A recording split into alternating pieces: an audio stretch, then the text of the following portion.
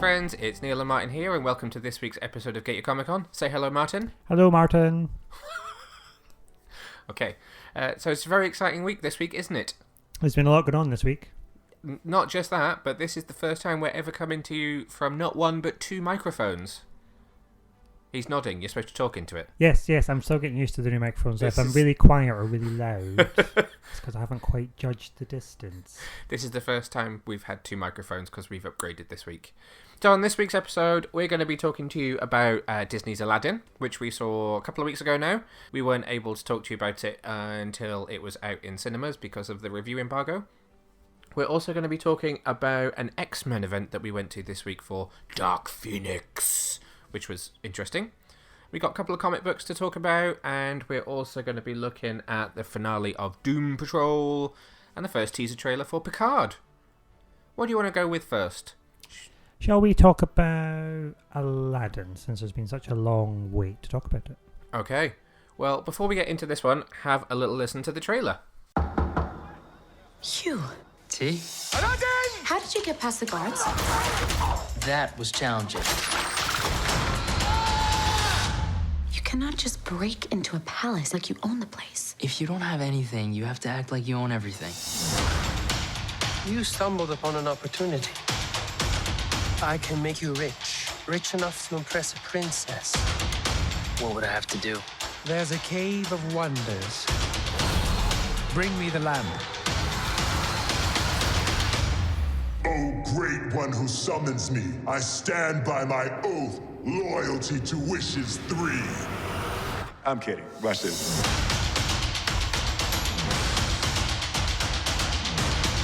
Do you trust me?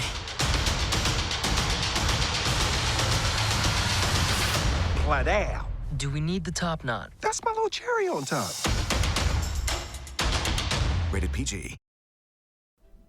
Aladdin was directed by Guy Ritchie and stars Will Smith as the genie, Mina Massoud as Aladdin, and Naomi Scott as Jasmine. So we saw this in the cinema like 3 weeks ago now.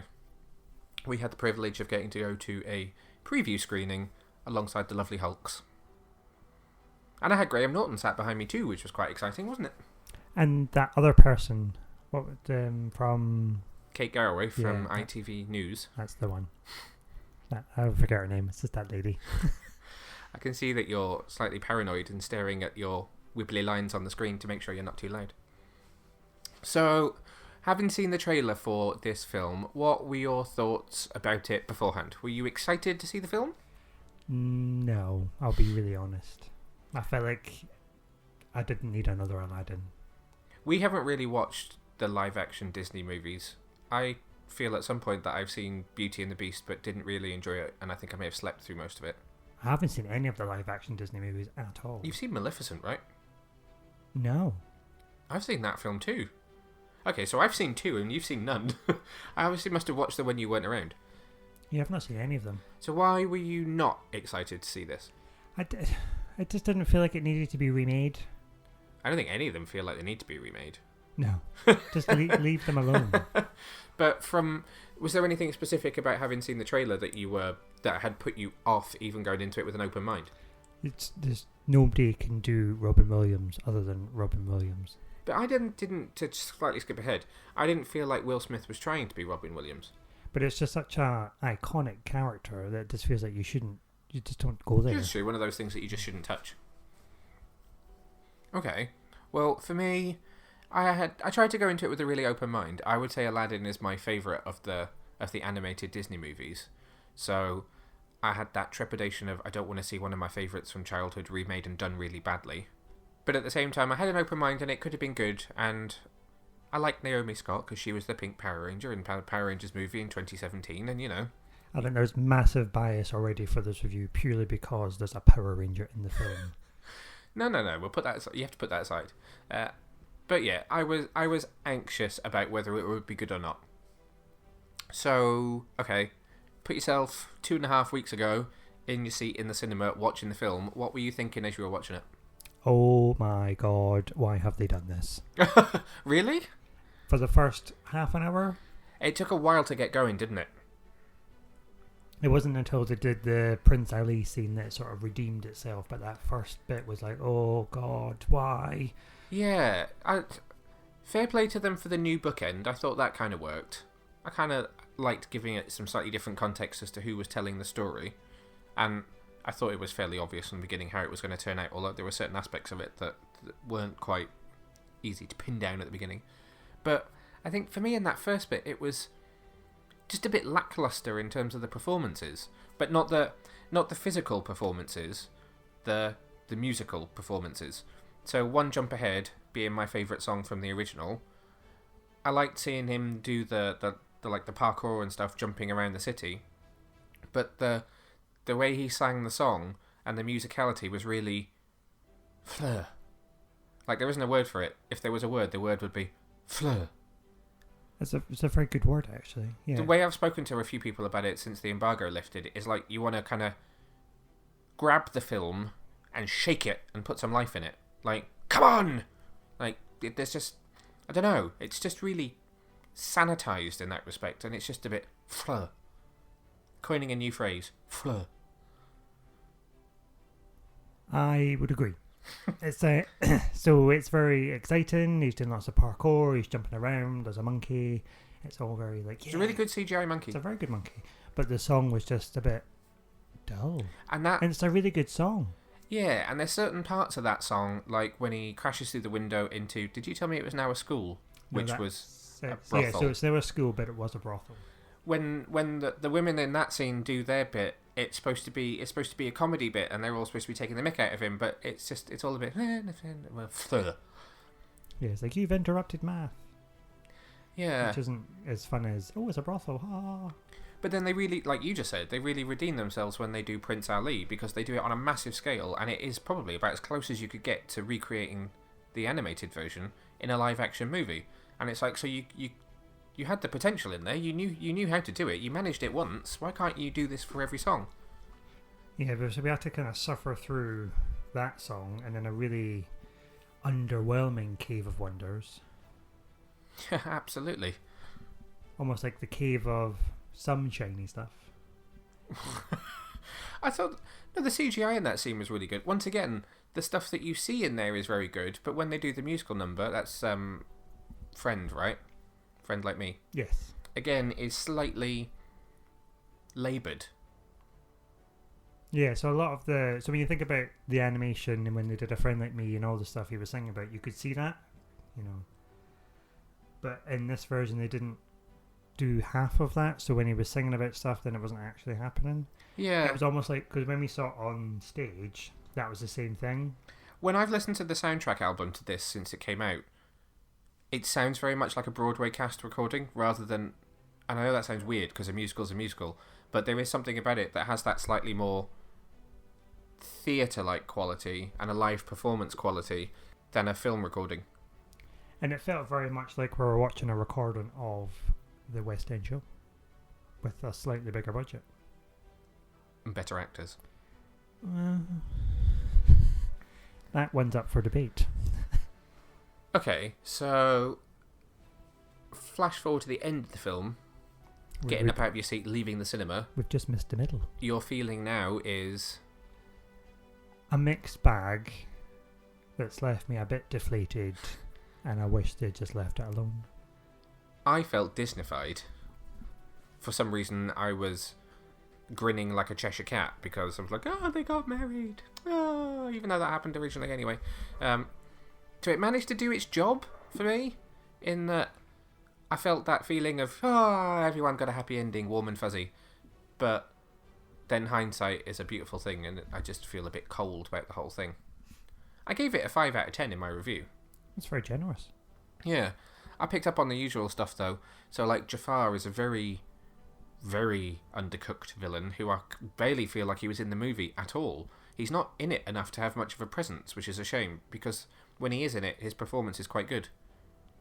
He almost he didn't need to be there, to be fair. His evil laugh was a bit cheesy towards the end. They spoiled... Okay, so there'll be a generation of kids that have either seen it because their parents have shown it to them, or may not have seen the animated version, and then one of the TV spots shows Jafar as a genie, being sucked into his own little lamp. That spoils the whole thing for anybody that has managed to never see Aladdin before. But then I think everybody has seen Aladdin. There must be somebody that hasn't seen Aladdin. If you've not seen Aladdin and you're listening to this, let us know. Because, I don't know, maybe you deserve a prize. Your prize would be to go and watch the animated Aladdin. We will sit you down and you can watch the best version of the film. Yeah, don't watch this film as your first introduction to Aladdin. What was your favourite song in the film? What was my favourite song? That was your trademark sigh. It was, wasn't it? Probably Prince Ali. But again, it was good, to be fair. It was probably the most redeeming part of the whole film. Still not as good as the animated, but it was good. Yeah. What was your favourite? I don't even need to ask what your favourite song in this film was, because I've had to listen to it for the past 2 weeks. No. Yeah, right, I suppose. Oh, I feel so bad. Yeah, come on, tell the listeners and be ashamed as you tell them. I'm not. Why would I be ashamed?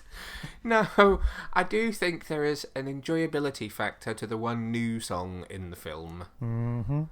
Because it's sung by a Power Ranger. Mm-hmm. I don't know if I would say it's my favourite song in the film, though. You've played it enough times. Well, you haven't been there when I've listened to the other songs on the soundtrack. I quite like Arabian Nights at the very beginning. Although I'm convinced that's not Will Smith that sings it. But I quite like that song. I'd probably say Arabian Nights was my favourite. It's just that I happen to quite like the Power Ranger, and therefore that song's interesting.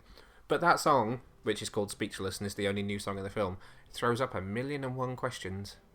I don't understand that song. I mean, I understand the song. I just don't understand its place in the film and the story or lack of story that goes with it. I mean, I don't understand the song in the first place because it sounds totally different to every other song on the soundtrack. At least everything else has that Middle Eastern influence, whereas Jasmine gets to sing a pop rock song. Well, she's just trying to make another Frozen, really. It does feel very much like they're forcing a Frozen type song in there. And there's even a lyric about let the storm in. And is there not a lyric in the Frozen song that's let the storm rage on? Yes. So, I don't know. They're very similar and there's some similar lyrics in there. But she's no Nadim Kazim. Nadim Kazim. She's no Nadim Kazim. You've had a John Travolta moment. Idina Menzel. That's the one. The funny thing is, if you read reviews of the film from people like us with a slightly more comic book background, a lot of us have said the same thing about the scene where she sings that song, which is, why did she Thanos the entire castle? It's very weird. Just to give you some context if you've not seen the film, essentially Jasmine's being walked out by two of Jafar's guards. She's being escorted out of the palace, or at least out of the main chamber, and suddenly she just turns around and everything goes slow motion and she sings this song, and then whilst the world is in slow motion, she tears down tapestries and things burn and turn to dust, and then at the end she just walks back to where she was and is captive again. So I think in her mind, she was, fighting back. She was, but I don't understand why she couldn't have done that in a scene where she was fighting back, or why... I don't know, it was just very weird. It felt very much like a out-of-place music video in the middle of a film. Well, she doesn't have magical powers to make people go puff. I know. So she needs to imagine it. It was just very... I don't know, it's weird. It feels like it breaks the dramatic tension of what's going on at that point in the film. I understand it was supposed to ramp it up, and it's a good musical performance and it's a good song, but it just doesn't fit where it is at all. It's almost said we need a nice contemporary new song to beef this up a bit. We'll just stick it in there. Well, there was a lot to be said for what they did to her character to make it fit with a more contemporary audience. So she has aspirations of being the Sultan, and she gets to become the Sultan, and she's much more powerful than she was in the original. She's not just a girl who wants to get married. There's now a lot more to her, which is nice and will be very inspirational to young girls in the audience, that there's another Disney princess who is not just a princess. She is somebody who has strength of her own. So I think that's something to reward them for. Yeah, definitely. Who was your favourite member of the cast? Probably Will Smith, to be honest with you. Yeah, I think I would agree. Although I think Mina Masood is really good as Aladdin. Yeah, no, he does a good Aladdin, I'll give him that. The rest of them might as well not have been there, to be honest with you, because I've not really got a huge presence. Other than Jasmine. Apart from the three leads... Well, actually, I take that back. So I was going to say out of the three leads, then there's very little in the supporting cast that makes much of an impact. But Nazim Pedrad as Dahlia the Handmaiden was excellent. I forgot about her. Yeah. from New Girl. She's very, very funny. Or I thought she pretty much stole any scene she was in. And she was a new character, I suppose, because the tiger wasn't. We didn't really see much of the tiger in this We didn't film. see much of the tiger, did we? So I suppose in the animation, she kind of took over the role of the tiger, even though She the did. tiger doesn't speak in the film. Yeah. If that makes sense. The magic carpet was good. I thought it was animated well. Abu was great. Didn't have quite as much character as Abu in the cartoon, but was animated really well. Yeah. He did enough to sort of hold his own. Yeah. Alan Tudyk, criminally underused as Iago. Nowhere near as much character or presence as the parrot, whatever he is, in the film. No, they might as well have not bothered having them there. Yeah, but then that went with Jafar not really being in the film as much. No, he didn't have much presence either. He was just there. And I didn't like that scene at the end. Oh God, where he stole the lamp with a towel or something. I can't remember the scene. Give me some context. So Aladdin's walking through the streets and Jafar's in this alleyway, and then he wafts some sheets. Oh. And he pickpockets them. When he's walking through like all the washing that's hanging out. Yeah. Okay. What in particular did you not like about that? It just felt a bit. I don't know. There were certain things about Act 3 that cheesy they and changed. rushed So although he and- became the Sultan and then he became the genie, they really scaled it down. Because I was waiting to see the towers of the castle running through the sand dunes and them having to hide in the window. But although they did send him to the Arctic at least, they put him in the snow for a bit. Yeah, they did. But They did. it wasn't on the same level because obviously it's not an animation, so you can't go quite as wide on that kind of budget. No, it just felt really rushed and like, oh God, we ran out of time. Quick, let's just get to the big finish. Yeah. There were definitely some plus points. When it was good, it was genuinely very good. But at the same time, it was very fleur. Yeah. When it was bad, it was ooh. CG, I think, and did you notice how Genie wasn't blue for very long? Thank God. Blue Genie didn't look very good. It had that very, like, plasticine CGI look to it. So he didn't seem to be blue for very long. And he had that sort of Cavill lip going on as well every time he spoke. Don't call it that. Other than that, it's a really tough one to call. I kind of want to see it again because I feel like I need to see it twice to really cement in my mind what I think about it. But I don't know whether that will be at the cinema or whether I'll wait and just catch it later on. I think I'd rather just watch the animation again. Yeah, that's fair enough. I enjoyed the score as well. So on the soundtrack album, you've got all the songs, but then you've also got the score, and the score is actually quite good. I like some of the instrumental stuff from the film. It's definitely worth a listen. So final thoughts on Aladdin. It was alright, but I would rather stick to the animation. What would you give it out of 10? 3. Ooh, harsh. Okay, fair enough. Particularly harsh for me. That's yeah. Well, I will stick with my 5. I was not offended by it. I did not love it either. There like I just said, there are bits that I enjoyed, and then there are bits that I didn't enjoy very much either.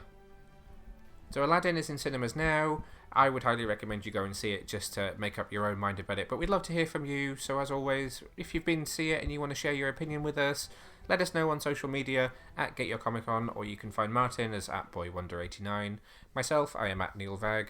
We're always open to hearing what you guys think, so just let us know. So the first news story that I wanted to talk about this week was actually something very exciting for me. First part of it made me feel very old. Second part is very exciting, and that was the first trailer for Star Trek: Picard. So this came out a few days ago on what turned out to be the 25th anniversary of the last episode of Star Trek: The Next Generation premiering on TV. I'm old. If I had a beard, I'd be stroking it. I'm old. You do have a beard. No, I just haven't shaved for 2 days. I'm old. 25 years. That's a long time. That's some people weren't even born. I know. Oh, a lot of people weren't even born. Quite a few people weren't born at that point. But that aside, first trailer for Picard. Very arty, very nicely shot. Nice look at the old vineyard of the Picard vineyard. A couple of bottles of wine of Chateau Picard. One very cool shot of his face. Let's let the guys at home have a little listen to it, and then we'll chat about it.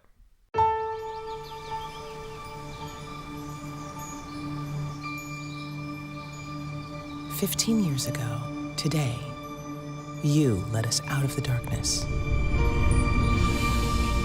You commanded the greatest rescue armada in history. Then, the unimaginable. What did that cost you? Your faith? Your faith in us? Your faith in yourself?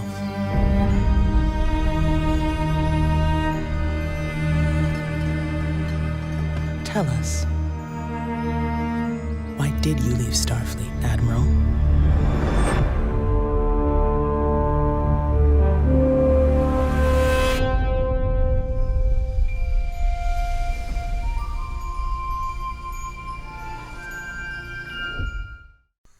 So I really loved this because I'm really excited for this show, almost more so than Discovery.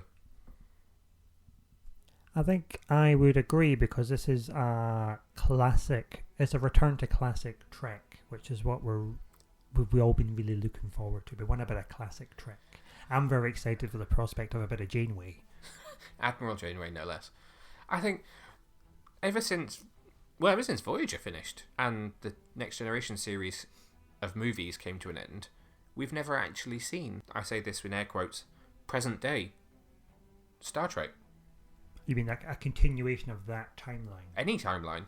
Every movie and TV series has gone back. So Enterprise went back, Discovery went back, J.J. Abrams took the original series back and redid the origin. We haven't ever actually seen what happens next. So we don't know what happens after Voyager got home. You saw Admiral Janeway in Star Trek Nemesis, very briefly, and that's the last we ever saw of that timeline. Well, I suppose in the last episode of Voyager we saw the future. You saw a future. Well, I suppose that's a different future now because Admiral Janeway at the time came back and changed everything. Yeah. And I suppose in TNG you saw a version of the future as well, didn't you? You did, in All Good Things. ...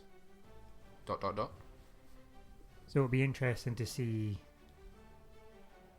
where we go next, really. So this trailer doesn't give very much away. You, like I said just before we played the trailer, you get to see a couple of nice arty shots of the vineyard, see somebody walking through it. You can see just in the background there's some futuristic cityscape that's on the horizon there. You get to see the bottles of Chateau Picard wine, and then you get to see his face. It's the voiceover that gives the most away. So it talks about how he saved everyone and brought them into the light. And then the final question of the trailer is, so why did you leave Starfleet, Admiral? So obviously he became Admiral Picard at some point, but what did he do? Why did he leave? Well, I suppose we'll just have to wait and see. Really. So we know that the last thing he kind of was involved with was Nemesis, and the whole idea that Romulus and Remus were in danger. And then if you try and link J.J. Abrams' first film back to Nemesis, Romulus had been destroyed because I can't remember the actor's name now, the guy that played Hulk, not Norton, the Hulk before that. His villain travelled back in time after Spock and everyone had failed to save Romulus, remember? It had been destroyed, and his ship had Borg technology that they never talked about in the film, but was in the special features on the DVD, which I find very exciting. So whether it's related to that, or whether it's related to something else that's happened that's a big mystery, I don't know. But it'll be interesting to see it unfold. I just thought it was a very exciting trailer. Very, very exciting trailer. So when is it coming out? I don't know that there's an exact date yet, but it's later this year. It'll be on CBS All Access in America, and we get it on Amazon Prime. It'll be Amazon Prime for pretty much everywhere outside of America and Canada. Cool. Time to sign up for Amazon Prime. I think it might be. And really exciting, I know the second episode, and I think maybe the third, or at least a couple of episodes, are being directed by Jonathan Frakes, who played Riker in the Next Generation as well. So they've been tweeting lots of pictures of reuniting. And it'll be interesting to see if any other cast members from the Next Generation come back for little guest spots as well. Well, if he's on-set directing, he might as well just pop in. Well, in theory, he could pop in, yeah. Old number one. Depends who's alive. They might not all be alive. It's a bit dark. Well, it's Star Trek. Star Trek is very dark these days. It's not that old. Well, they're all knocking on a bit in years. Well, I suppose Data couldn't come back because he's not supposed to age. Oh, he's dead. He's dead as well. Well, he's got the you've got B9. No, B4. B4. I always call him B9. You've got B4 who was picking up Data's memories. So there could be a whole thing there. I mean, they were very much still together in the future in all good things, but that, again, was a different future. But he will have aged. He put grey in his hair in that episode to make himself look like he'd aged. Yeah, okay, I'll give you that. But then the actor will have aged, so... Always interesting to see how they try and handle these things. I'm sure we'll get a bit of Deanna Troi. She always likes to pop up. True. That could be very exciting. She should be off with her husband. They may have had kids by now. There could be kids of characters that we saw before. We may even get a bit of Wesley Crusher. Yeah. Big Bang Theory's over. Not a lot for him to be doing these days. Oh, he's got his board game. He wasn't in the final episode, I just board realised. game show. Sorry, I went off on a slight tangent there. But he wasn't in the final Big Bang Theory. That's sad, given he was a big part of that programme. Yeah, it was actually. Anyway, love to hear your thoughts on Picard, so let us know what you thought of that trailer. Are you excited? I tweeted the title card from it, and that tweet went completely nuts. For at least 24 hours, people kept retweeting it and telling me how excited they were for it. So I think it's going to be a big deal when it finally comes out. We will, of course, be covering it. I'm sure we'll do some regular reviews on this podcast when we finally get to watch it later this year. Watch this space. Watch this space. Or listen to this space. Make it so. Make it so. Okay, so that leads us on to our first comic book talk for this week. What are you going to be telling us about? So this week I'm going to be talking about Justice League Dark. Oh, a bit different. You prepping for Swamp Thing next week? I might. Oh, it might be, yeah. So this is issue 11, and it has been written by, now I can't say this name, James Tynion the Fourth. James Tynion the Fourth, yeah. James Tynion the Fourth. I always like it when somebody's got like a number after their name. Yes. Normally the second or the third. I've never seen a fourth. And pencils are by Alvaro Martinez. So you may know James Tynion. Can you tell me what James Tynion's done before? You should know this. Batman Eternal? Yes. Batman Eternal Volume 2? Yeah, I'll give you that. Batman Ninja Turtles? Yes. Batman Ninja Turtles 2? Yes. And currently Batman Ninja Turtles 3? Yeah, so he's written a lot of Batman. He did the Owls as well. He was involved in the Court of the Owls. Oh yeah, he was. And a lot of other stuff. Some other bits. There's loads. I'm not going to talk about all of them. So Justice League Dark is very different take on the Justice League Dark. Again, very similar to Teen Titans. So this is coming off the back of No Justice. Yep. So we have essentially seen a complete change to the roster. So as in Justice League Dark in the New 52, we had a nice classic lineup of Zatanna, Constantine, we had Swamp Thing, Deadman, yeah, and Nightmare Nurse as well towards the end. Oh. Whereas this lineup is led by Wonder Woman. Of course, yeah, she went over after No Justice. So she's very interested in the sort of the magic and mystery side of things. So she's come over to Justice League Dark and she's managed to recruit Zatanna. They've still got Swamp Thing on board. They've also got Detective Chimp. They have got Man-Bat. Oh, really? As well. He is the scientific expert. That's interesting. Yeah, so it's a different take. There has been a bit of Constantine. He's not a member of the team, but he has been involved in certain aspects of the storyline. It's not. Okay. He's not had a very happy storyline. I won't spoil it if you've not read it, but it's not looking good for him. We'll put it that way. Oh dear. Yeah. So essentially, what's happened is that because of all this drama with the Source Wall, and everything's buggered up because of that, and we've got this new source. So the original primal source of magic is coming over from the other side, and it's this other kind is trying to absorb all the magic in the world, basically, and kill all magic. Oh, okay, yeah. And so obviously the Justice League Dark is trying to stop this from happening, but we're in a bit of an arc at the minute, which is called the Lord of Orders, basically. So we've got our good old Dr. Fate, who has taken a slightly different view on this other kind coming to steal all the magic, and he's actually quite up for that. So he's resurrected all the other Lords of Order. Yeah. And they're trying to destroy all magic. At this moment in time. Fairly low-key story by the sounds of it. Low-key story, yeah. So this issue was quite good. So essentially, Zatanna and Wonder Woman are off trying to fight the Lord of Chaos. Yep. To try and counteract the Lord of Order. And there's also another storyline ongoing with Detective Chimp trying to protect the Magic Kingdoms. And it's all just getting a bit... Not the same kingdoms from Shazam, though. Yep. So it is. Okay. we've been to the Rock of Eternity. We're just at the minute we're off to the heart of where magic began because we're trying to hide it there. Swamp Thing's quite upset just purely because of what happened before this storyline. So you may have heard the Hecate storyline. Yes. Where Wonder Woman turned out to have a witch god inside of her who destroyed the green. So she completely destroyed the green, so Swamp Thing is the only thing remaining left of the green. Oh, right, okay. So it's quite sad for him. So magic's in a very bad place at this moment in time, guys. It's not looking good for anybody here. What was I saying? So essentially I'm going to show you the last panel, which is really pretty cool, to be honest with you. He's turning it round. So essentially Zatanna and Wonder Woman have gone off to find the Lord of Chaos, and he's given them a boost of magic, and they've sort of transformed into the new Lords of Chaos, and they're looking pretty badass. They are.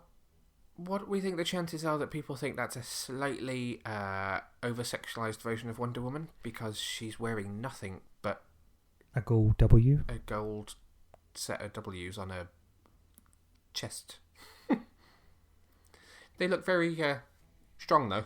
Yes, it's a bit raunchy, and Zatanna's looking a bit sort of heavy on the old cleavage as well. When you turn that round, it looked almost like Wonder Woman had been merged with Katana. It's almost like she's wearing Katana's mask. Yes, I mean, if you've not seen it, she's bald, essentially. Yes, it's an interesting look. She's bald and she's got a gold W across her chest and not a lot else. And Zatanna looks like a one-eyed rock star. So they've now been souped up with extra magical powers to help them with this final battle. Yeah, so they're all going to have to sort of fight. I assume to try and take down the Lords of Chaos and then get rid of the other kind. So what made you want to talk about this one? So I've been quite enjoying this series. I do love a bit of Justice League Dark, and this is taking a very different spin on the Justice League Dark. Again, so much similar to the Teen Titans, it's not a usual lineup. Yeah. And it's taken on quite a big storyline with these kind of like ramifications across the whole universe. Yeah. And it links in quite nicely with all the other just different types of Justice League teams. And I quite like how all these storylines are always coming back to the source wall, having an effect on everything. Yeah, it's nice that everything is tied in, although that really means that Scott Snyder is the centre of the DC universe right now because it's his story.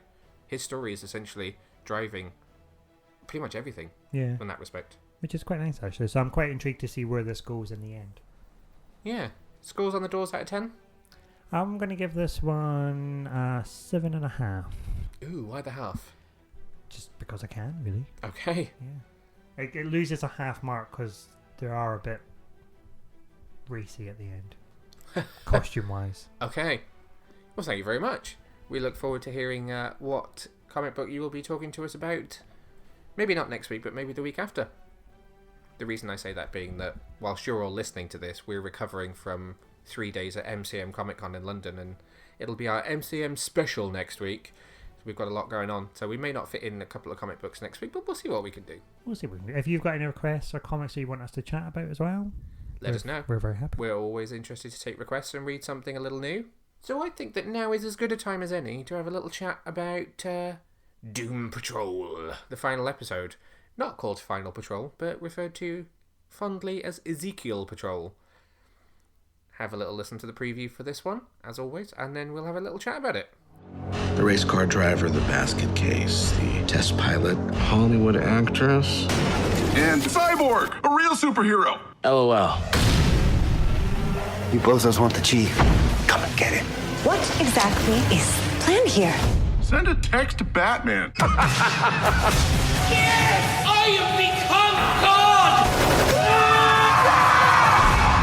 God! Goodbye. So I'm really sad this is over.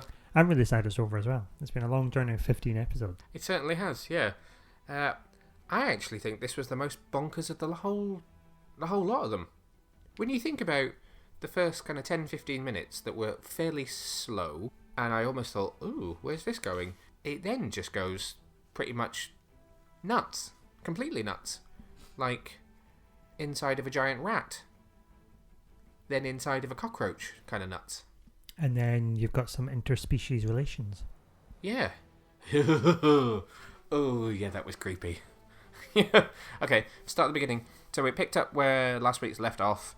and they're with Danny the Street, who they're trying to figure out exactly what to do to get Niles back and sort out Mr. Nobody. Mr. Nobody ending up not being the villain of the series.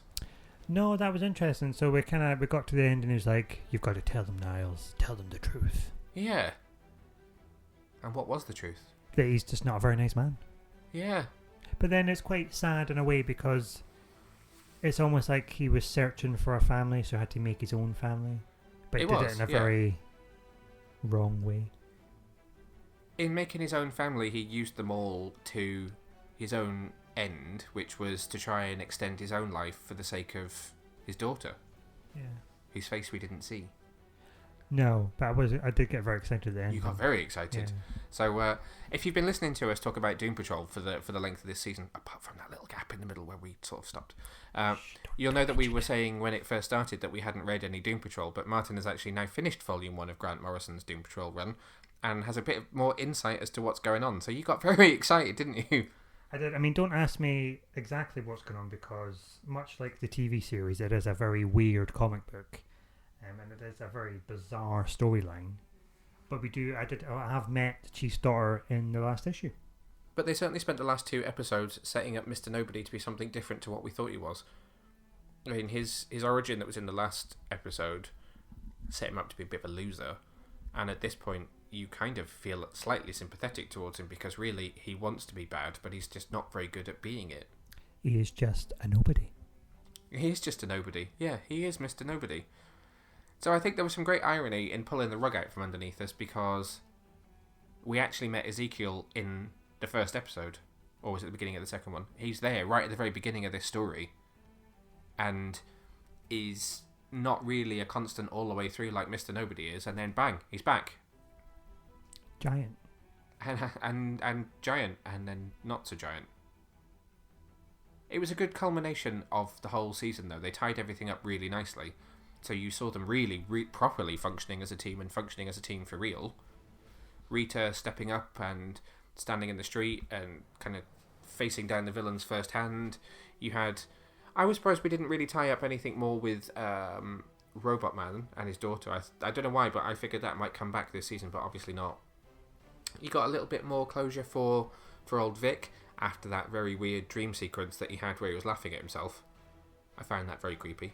Oh, when he was like doing surgery on himself covered in blood then laughing at himself. Yeah, it's a bit weird. He was kind of dreaming that the prophecy of the painting was going to come true, and then that obviously turned out to be a dream, and thankfully it didn't come to pass. No, that was just Mr. Nobody being Mr. Nobody. It was. No karaoke in the karaoke bar this time, though. No, but it was a very sad time for Danny in the street. It wasn't a happy time for him to be trapped in a painting. No, being blown up by a giant rat, a giant cockroach. We had a lot of characters return, like the cockroach and the rat, and it led to some very weird... It's I'm finding it difficult to talk about it just because it's just so weird. Well, as I said, interspecies relations. So there was a very, very crazy scene of a cockroach and a rat tonguing each other in the street. Whilst Cliff jumps from one to the other. One to the other. Via the mouth. Yeah. Because he was stuck inside. He was in the rat's stomach and he clawed his way out and then crawled along his tongue into the cockroach. However, in a great moment of representation, they were both male. There was a homosexual interspecies relationship, so they were still going for that whole representation thing that they've been kind of beating the drum for all season. It was just really, really weird. But then, in a way, because it's been so weird anyway, it sort of worked. Oh yeah, it did. Yeah. Let's. Do you know what? I think the easiest way to talk about this is to talk about each of the characters. So, how did you feel about the Chief, where he is at the end of the season? So I think we've seen a difference. So we've gone from the Chief of being the sort of all-encompassing good guy, looking after people, to being the Chief that we've seen in Titans. Yes. Because he was the guy that sort of comes in, gives them some of this drug, and helps them for his own benefit, basically. Yeah, yeah. Because he wants to experiment and sort of further his own goals. I felt sorry for him at the end. I, like other people, thought for a split second that it was going to turn out that Crazy Jane was his daughter. I really felt like it was going that way, and I'm glad it didn't, but it got me for just a minute. But I feel sorry for him, not in like a sympathetic way, in like a, do you know what, you've done some really bad stuff, and I feel sorry for you because it's come back to bite you in the ass kind of way. Oh, he's just shown me a picture of the Chief's daughter in the comic book. That's interesting. So I wonder if that's what she'll look like. She's got the pigtails. Well, I mean, I suppose if you think about it, so he spent all that time in a cave with a Neanderthal. Yeah, exactly. So this is clearly the daughter of that relationship. Okay, Larry. How do you feel about Larry? I'm feeling pretty good about Larry. So I mean, it time jumped a little bit into the future, didn't it? So he's now got much greater control over the energy being inside, that he doesn't immediately pass out when it comes out of him. So that's something that we see a bit more in the comics as well, where he's got that sort of control, where the negative man can leave the body, but for a very short a period of time. So you'll say, oh, he's only left me with 5 minutes left of energy. So. Oh right, okay. So he has like a energy meter that runs out. Yeah, it's almost like put another 50p in him and it'll be fine. Okay, that's interesting. So it seems like this episode we're kind of catching up as to where they are in the comics, basically. I felt a bit indifferent on Larry in this episode because he wasn't in it very much, I think. But then there's been so much of him through the rest of the season that it's fine to give somebody else a minute. I think to have kept pushing and pushing and pushing with him would have been too much. So I feel good about where he ended the season. Yeah, I mean, we've had a lot of character development anyway, so I think this episode just was tying everything together and having a big fight, but not the fight we were expecting to have. I don't think anyone throws a punch, particularly. No, but they throw a giant cockroach. True. Okay, Robot Man? Yeah, so again, we see more of this relationship between him and Crazy Jane, him being the sort of the caretaker and the protector. Yeah, so he was looking after her from a distance in the future when she's kind of become a bit of a druggie. Yeah. We got to see a bit more of Dr. Joshua as well, who again is very important in the comics. He is the caretaker of the team, the physician. Oh, yeah. Alamy Ballard, the Quizmaster from Sabrina the Teenage Witch. Yeah, the Quizmaster, yeah. Because I know he's in the mansion or the broken down place looking after the old Doom Patrol. Yeah. So we saw him earlier on in the season, didn't we? Yeah. Okay. Cliff, again, I feel slightly indifferent on him in this episode. He didn't have a huge amount to do, but I did love the comedy of him being stuck inside the rat and then having to climb out. So reversing the roles where the rat was inside him and now he was inside the rat. Crazy Jane, you'll notice I'm leaving who I know is your favourite character to the end. She had a bit of stuff to do because she took that drug. I felt really sorry for her when she was just stuck in the truck, kind of almost living in the streets kind of situation, living out of the truck with nothing, drugged up, trying her best to basically end herself. But then it's interesting because we've got the 64 personalities protecting Kay. Yeah. And Kay turned out to be the Chief's daughter. Yeah. And we got cameos from several of the different personalities again in this episode. They really did bring back a lot of people for this one. Yeah. So I suppose, and then that brings up a lot of other questions, because when we go back to thinking, when we go into Crazy Jane's mind, you've got the bad dad. Yeah. So is that... Oh, is that Niles? Is that Niles, or is that Jane projecting that on to Kay, or... Yeah. So it'd be interesting to see where that goes. Yeah. So they haven't officially announced season 2, but it's pretty much a go. It's bound to happen, considering how successful it was. I know that this one's going to make you smile as soon as I say it, but how do we feel about Rita Farr at the end of the season? Oh, God love her. Easily your favourite character, I think. I think so. I think she's quite funny. And we've come a long way from episode 1 where that leg drove me mad. Yeah, I mean, she's an excellent actress. April Belby's been amazing. She did a really nice appearance on DC Daily as well, where she talked about the series, and they've all been talking about it in every episode since, that they just love her and they think she's really nice. And I did like her little bit. She's like, oh God, I'm going to have to get inside a giant cockroach. She accepted it. Yeah. So where she was absolutely desperate not to go into the donkey's ass, she understandable, accepted that she was going to have to go into the cockroach. She definitely, I think, takes the award for the most character development across the season.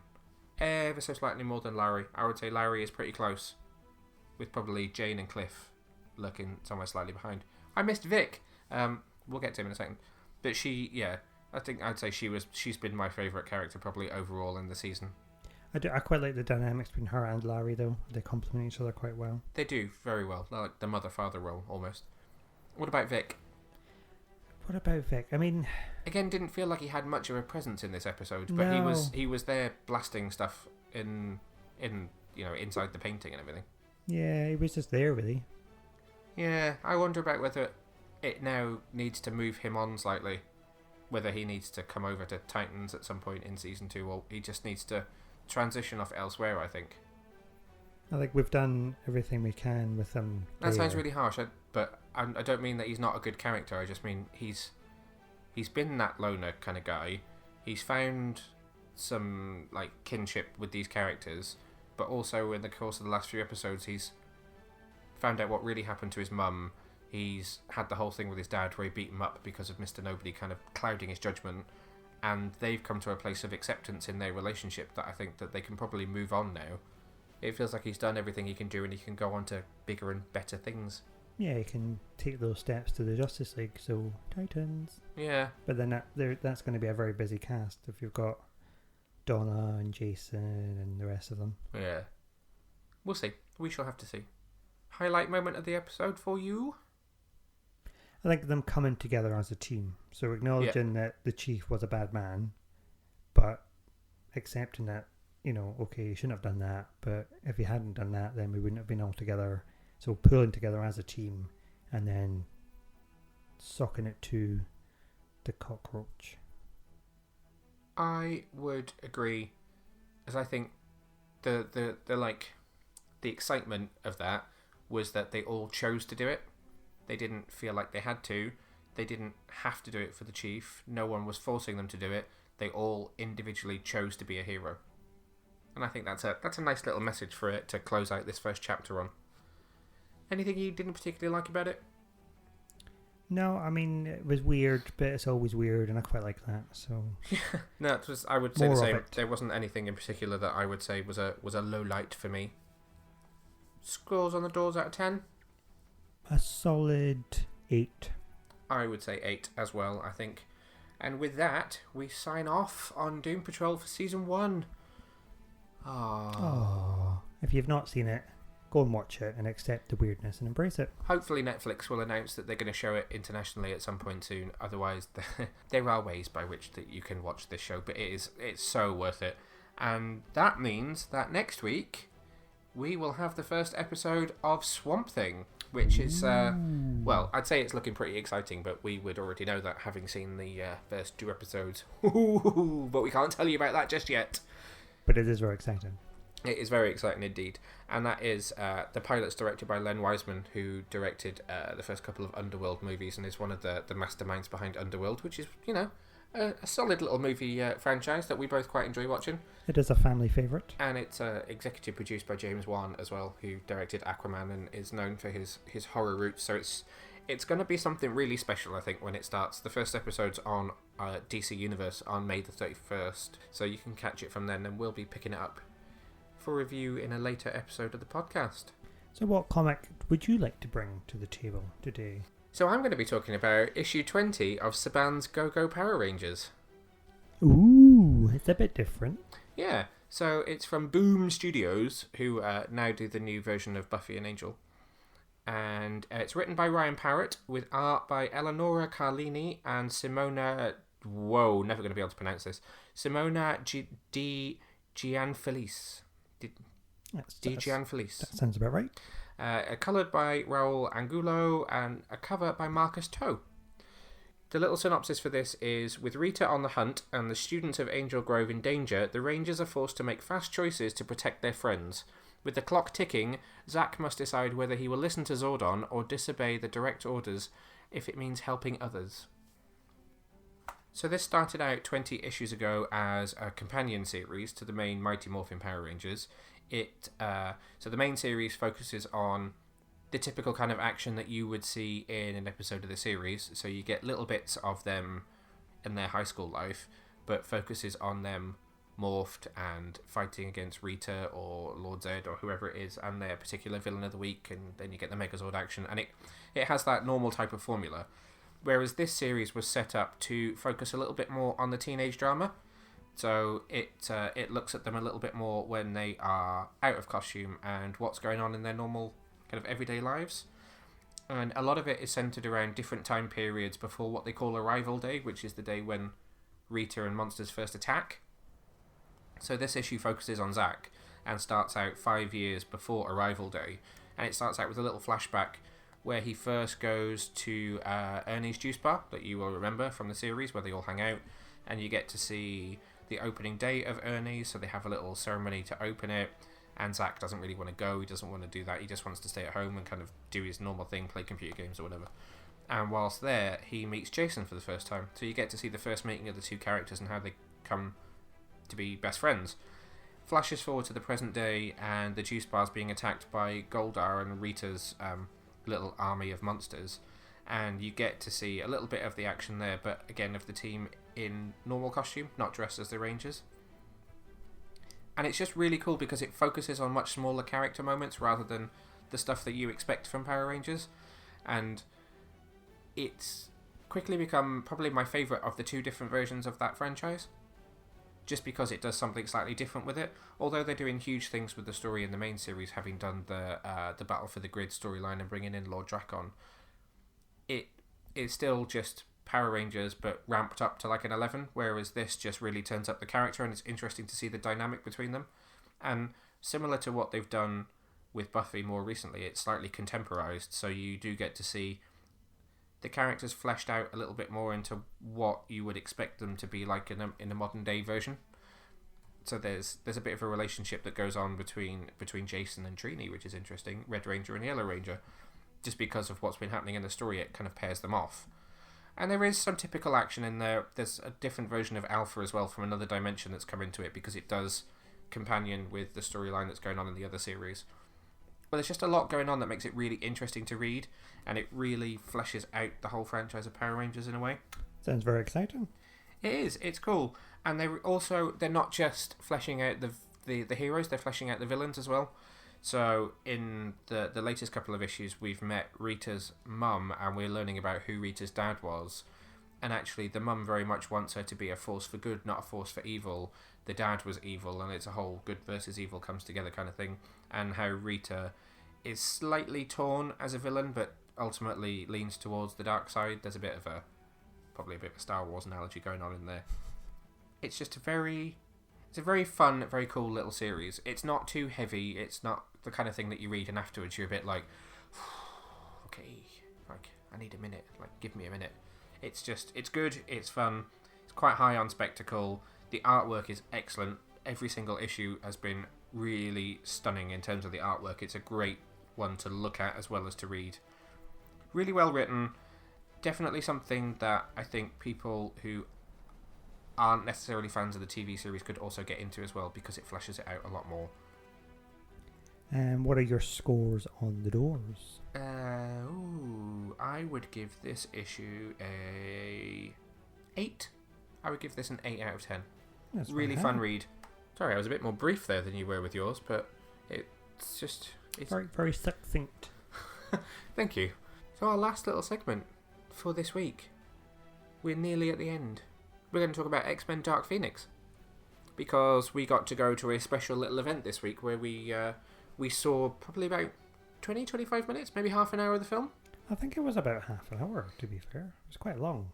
Yeah, so we got invited along to an event in London, which was called the Dark Phoenix fan event. We went along with Nicola from We Have a Hulk and Rob from Earth 9 DC podcast. And we got to sit down and watch 3 extended clips from the movie, alongside a Q&A with Simon Kinberg, who is the writer and the director, who also wrote Apocalypse, but we don't talk about that, and Days of Future Past, and has been working with X-Men as a franchise since The Last Stand, if not slightly before that. And we don't talk about that either. So he was there, and also Michael Fassbender, who plays Eric/Magneto. You had James McAvoy, who was obviously Professor X. Jessica Chastain, who plays someone in Dark Phoenix. And Sophie Turner, Queen in the North! Queen in the North! Jean Grey /Phoenix. So we went along to the Picture House Cinema, which is just off Piccadilly Circus in London, and there was a little red carpet, and they had a cool little reception event with free booze. Always love a free booze. There were some cool little photo ops. If you follow us on social media, you'll have seen that we did a funny little group photo in front of the poster where I thought everyone was going to do a mutant pose, and then everyone actually just did an X, and I did my Charles Xavier impression and looked like I'm trying to command the entire photo. And there was some games and stuff. They had the little chessboard set up if you wanted to do a Charles versus Eric game of chess.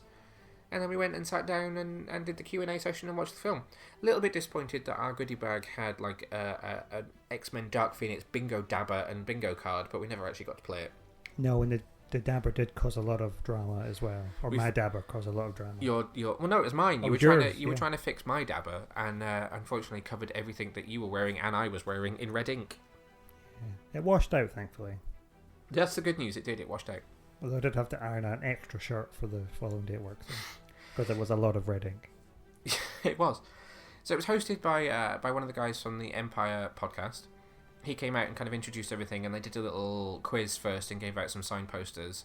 They had some cosplayers who were there all dressed up as the X-Men, which was kind of cool. It took me a while to work out that one of them was Ghost Rider, which... Yeah, I didn't get that. No, because he didn't have a skull, but he had the fire. That was what I didn't get. I was like, we have fire around you, but... no skull. I thought it was like a Ruffle Man or something. I couldn't work it out. Brightly shining Ruffle Man. Yeah.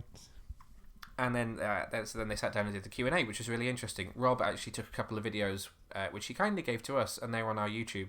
There is a quick interview snippet with Sophie Turner talking about being Jean Grey, and there's also... he managed to record Fassbender and McAvoy talking about their characters as well, which is really cool. There were a few bits of really interesting information. It's interesting listening to Simon Kinberg talk about this, because not only is it the first film he's directed, but he wrote The Last Stand, which was the first live-action attempt at Dark Phoenix, so he's now taken 2 stabs at this story. But could you not... I very much got from hearing him talk that he regrets some of the things that he did the first time around, and regardless of whether the movie turns out to be a success or not, I think he genuinely wanted to atone for getting it so wrong the first time. Yeah, I think so. I mean, that came across quite a lot when he's like, Last Stand, we don't talk about that. But this is a chance to fix that. Yeah. So if this doesn't do very well and ends up being equally as disrespected as that film, then I will feel bad for him, because people forget that he wrote Days of Future Past, which will be a lot of people's favourite X-Men movie for the rest of time. Yes, he wrote Apocalypse, which people didn't like as much, and yes, he wrote Last Stand. But he's been involved in every X-Men movie of this whole period that people think is more successful. And so it's a shame that his legacy will be slightly tarnished by the low points than he will be respected for the high points, because I think he's done some amazing stuff with these characters, and I, for one, am still not very happy about seeing them go back to the MCU. I don't want to see a sanitized version of the X-Men that is just Avengers repeat. That won't feel to me like the X-Men, but you know what? It's not happened yet, so I have to go into it with an open mind. What was your favourite part of the Q&A? I quite like the free popcorn. I know that's probably not what you were expecting me to say, but it was really nice. That way you just tried to eat my bag of popcorn. Well, I didn't realise you hadn't opened it yet. I was like, oh, there's another bag of popcorn. Right, okay. So being more serious, it was nice to hear their perspective on the characters as well, because they were quite jovial about it at times. They were. I really enjoyed listening to James McAvoy talk about his journey as Charles Xavier. So from student to drug addict to teacher, but we don't talk about that movie, to whatever we find him as now, which I think, judging by the clips, is something slightly cocky to begin with. Yeah, it does actually. So no, it was quite interesting to see that, and it was good to get a glimpse of what the film may look like as well. I was shocked as to how much of the film we actually got to see. So we knew beforehand. Showed the whole thing. Yeah, we knew beforehand that we weren't going to get to see the whole film, because all the correspondence about the event had said it would include a special sneak preview. Nothing said welcoming you to a screening. So we knew about that beforehand. And what we got to see was 3 extended clips. So the first one, all stuff that we've seen small snippets of in the trailers as well. So the first one was the space mission.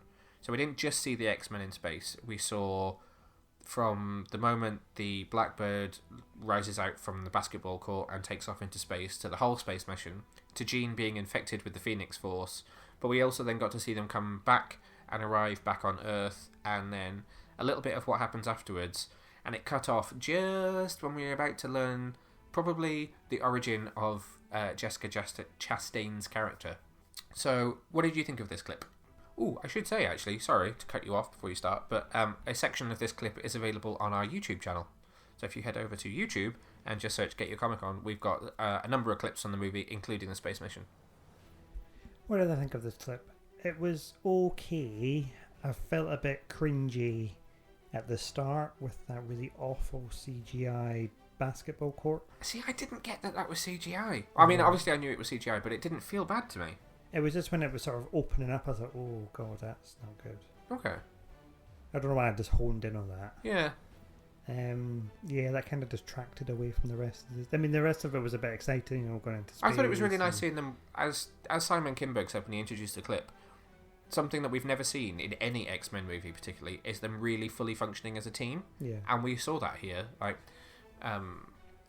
Mystique was, you know, saying, like, Nightcrawler, you do this, Jean, you do this, Scott, you do this, and everyone was acting as a team. There was a very defined team leader, and there were very defined actions that each of them took, and they worked together.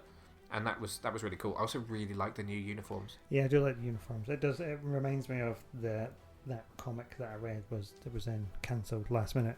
All new X-Men. Yeah, because their uniforms are very similar, and I really liked those designs. They were based off designs from Frank Quietly. Let's call him Quietly. Don't shout. What did you think of this scene? So I didn't notice the dodgy CGI that you pointed out, but I will go back and watch it again just to see whether I can pick up on it. I really enjoyed it. I think this was my favourite clip of the three, just because, like I just said, about them functioning as a team. I'm really intrigued by what this cloud is that goes through Jean, because if we're not going to go down the route of intergalactic being, which we might not be not going down that route, we don't know for sure, but if we're not going to go down the Shi'ar route and Lilandra and that stuff that they did in the cartoon, then it's going to be interesting to see where they do go with it.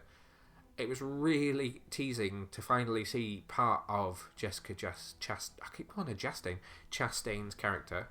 So we got that tiny little section where you saw her not with the weird white hair, but looking a little bit more normal, having dinner with their family when the dog's barking and she goes outside, and something happens to her outside that we didn't get to see that obviously causes her to be whatever she becomes. And this is a new character that you said. It's nothing. Yeah, this is brand new. Or a huge twist, and they're saying that, and that's just to throw you off the scent. But I thought that was a really good tease, so I think that was my favourite of the three. Second clip, we may get controversial on some pronunciation now. So the second clip was Magneto and Jean shortly after she has killed a major character in the film, when she goes to visit him on what I would refer to as Genosha, because that's what they called it in the cartoon, but in this movie is referred to as Genosha, which to me felt wrong. This is a Ray Shiraz situation, so I'm gonna stick with what feels comfortable, which is Genosha. So you get to see Jean arriving there, and you get a little bit of dialogue between Jean and Magneto, which is then interrupted when the army arrive, and they went to great lengths to explain to us that this is like proto-Genosha. This isn't the shining city that you see in the comics or in the cartoons, and that, you know, like you've seen in the cartoons of the past. This is a very early version of it. They've just created this little community, having been given the island by the American government, so it's mainly built out of shipping crates and things like that. It's very, very like haphazard in the way it's put together. Yeah, I mean, I don't know.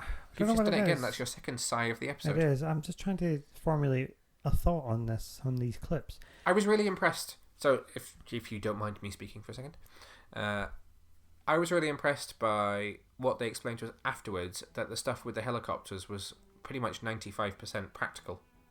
Yeah, that was impressive. I'll give them that. I mean, that was really well done. There was some exciting action that goes on with helicopters being thrown around by both Magneto and Jean, with people in and without people in. And it was explained to us that actually they built some special rigging using two cranes and did actually suspend helicopters from it without blades, because you don't want to put anybody in danger. But it seems like this film's going to lean way towards practical effects over CGI, which is really great. Although, whilst all that practical stuff was going on, Jean's slow motion hair was very CGI. Yeah, it was actually, when she was sort of floating in and floating out. Yeah. Like crazy Phoenix Force or whatever. Yeah. What did you think of this one?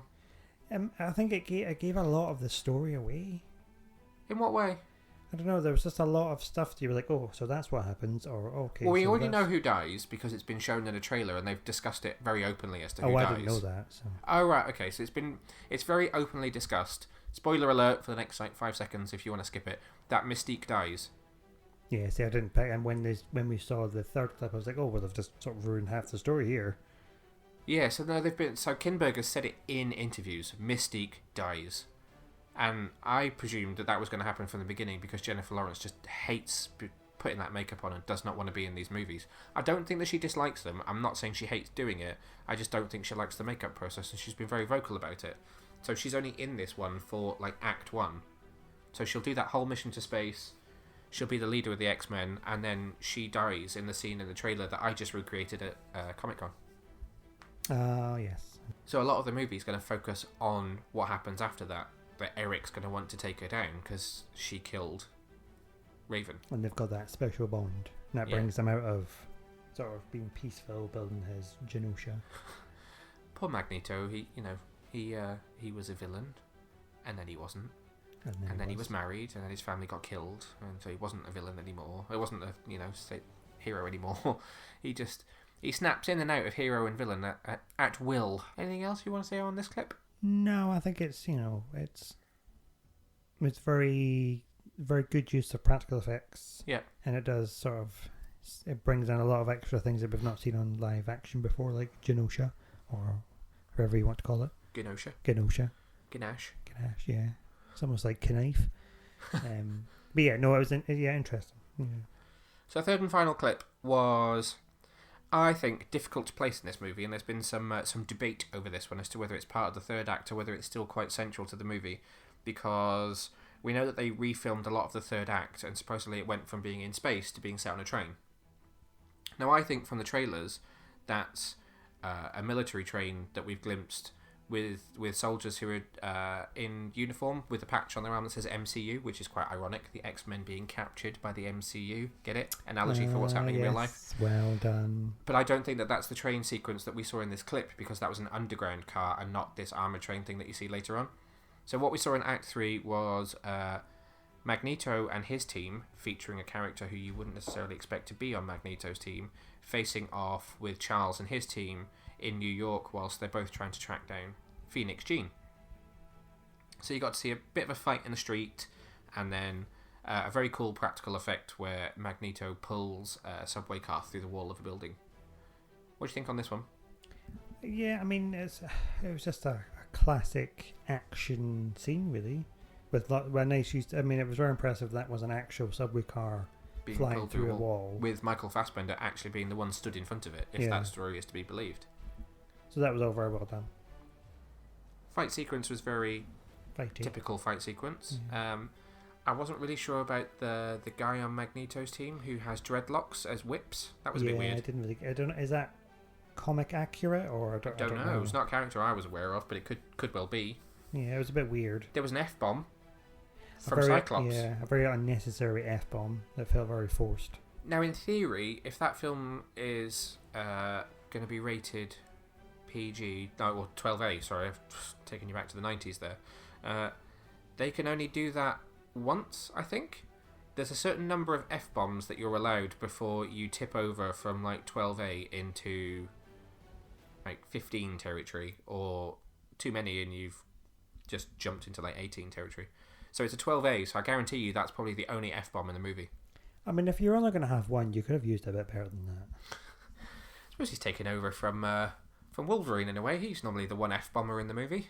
Yeah, I would have saved it for somebody else, maybe. So there's a funny story around the practical effect in this one that Simon Kinberg was telling us, which was that they used a real subway car and they pulled it through, a wall that they constructed. But that the train didn't stop where it was supposed to, and it was supposed to stop at a certain distance away from Michael Fassbender, but actually stopped around 6 inches away, and the guy didn't flinch. It's very impressive when you see it on camera. I mean, I suppose it was behind him, so he probably didn't even know. He probably didn't have a clue. You would imagine he'd feel the air pressure. Either way, the man does not flinch, and it looks very cool on film, so... I think I'd probably say that was my second favourite. I think I'd say Space Mission was my favourite, New York was my second favourite, and Genosha was probably the least favourite of the three. Yeah, I would have to agree, yeah. And certainly, it probably doesn't sound like it in the way we're talking about it, but for me, it's made me more excited for the film. I feel like it's going to be better than I thought it was going to be. See, I think I'm still on the fence. I'm a bit worried about it. The way I'm looking at it... Well, not worried, but just a bit like, I don't know. Yeah. The way I'm looking at it is, it's probably going to be the last one. Disney Marvel is probably not going to keep this cast. They probably won't keep this timeline. They won't keep any of this history or this storyline. So I'm just going into it with whatever happens, happens, really. Hopefully I'll enjoy it. If I don't, it doesn't matter, because there isn't another one coming. If I do enjoy it, that's great, and I'll probably be a bit sad that it's over regardless. There's not a lot riding on it. No, that's fair enough. I don't really want another reboot as well. I know, but we'll cross that bridge when we get to it. It could be 4 or 5 years till we see the X-Men on film again, which is actually really sad, because I enjoyed these. Regardless of, I enjoyed Last Stand for what it was at the time. It's like Batman and Robin in a way. It's not a great movie that you think of in hindsight, but you maybe enjoy it at the time, depending on the circumstances in which you see it. I enjoyed Apocalypse. I didn't think they did Apocalypse very well as a villain. The Egyptian stuff at the beginning, I quite enjoyed. There are parts of it that I've enjoyed, and I look forward to an X-Men movie, and I love to rewatch an X-Men movie, so it's going to be sad not having them around for a while. Yeah, no, that sounds reasonable. So, X-Men Dark Phoenix, or Dark Phoenix if you're in America, because apparently we still have to have the X-Men moniker at the start, is in cinemas from June the 5th. You can book your tickets now. It is directed by Simon Kinberg and stars Jessica Chastain, Sophie Turner, Michael Fassbender, James McAvoy, and the usual crowd. And we'll cover it in a review when it's out. That brings us to the end of this week. Sad noise. Oh. So next week's going to be our MCM Comic Con London special. We will be there for all 3 days. We're going to do some interviews with some comic book people while we're there. So that's going to be our first podcast interview, which will be very exciting. We're going to bring you lots of action from the convention floor, talking to you all about it, all of the cosplay, all of the celebrities, all of the stands of what we saw, what we bought, what we played, what we did. Should be very cool. So tune in next week for that one. Until then, I have been Neil. I have been Martin. And we'll see you next time. Bye!